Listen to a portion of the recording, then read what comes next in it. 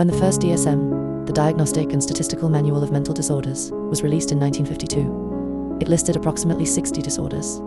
Today, depending on how you count subtypes, spectra, and specifiers, the number rises above 500 labels.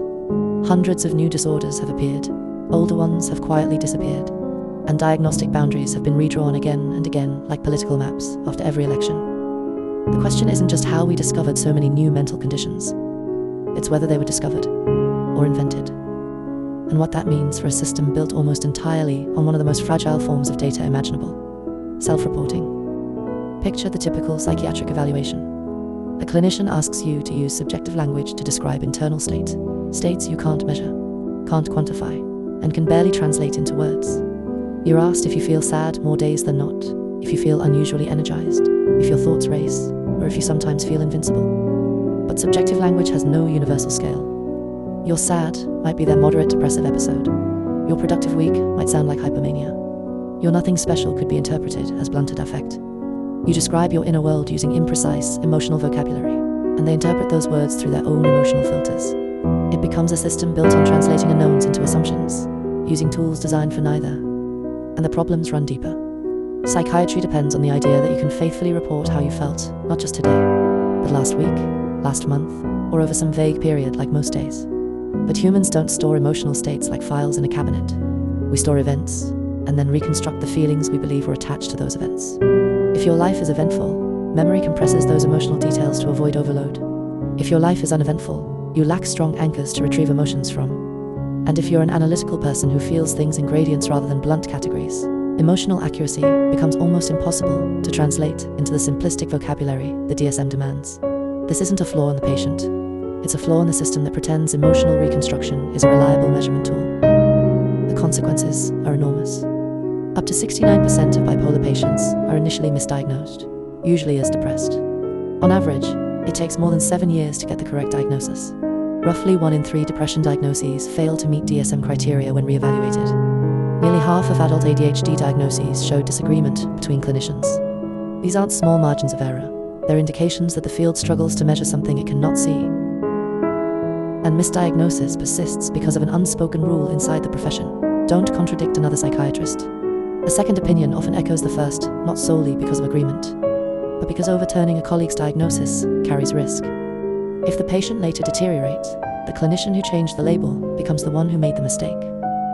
So diagnoses get repeated, assumptions get reinforced, and a subjective label, given during a single 30-minute meeting, can follow someone for years simply because no one wants to challenge it. Self-reporting on its own is already fragile, but everything becomes even more unstable when you factor in how people change. If your last month was filled with stress, breakthroughs, setbacks, excitement, or personal transformation, how accurately can you quantify those emotional shifts? If your life has been quiet and predictable, how do you identify subtle patterns without dramatic events to anchor them? And what happens when genuine self-improvement, new habits, new routines, fitness, reading, discipline raises your baseline mood? Psychiatry often interprets positive transformation as instability. Feeling unusually confident after a year of self-improvement might be interpreted as elevated mood. Feeling detached from trivial stresses after developing emotional resilience can be mistaken for emotional blunting. Experiencing bursts of motivation driven by purpose or passion gets labeled as possible hypomania. Nothing in the DSM accounts for context. Nothing accounts for growth. Nothing accounts for elevated baselines that come from effort rather than chemical swings. Psychiatry treats change as deviation, even when it's improvement. And then there's the DSM itself, a moving target.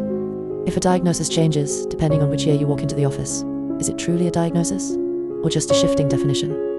Homosexuality was classified as a mental disorder until 1973. The grief exemption that protected the bereaved from being labeled clinically depressed was removed in DSM-5. Entire categories like Asperger's syndrome have vanished. ADHD, bipolar subtypes, and depressive criteria have changed so frequently that a patient could qualify in one decade and be ineligible the next. This isn't scientific discovery.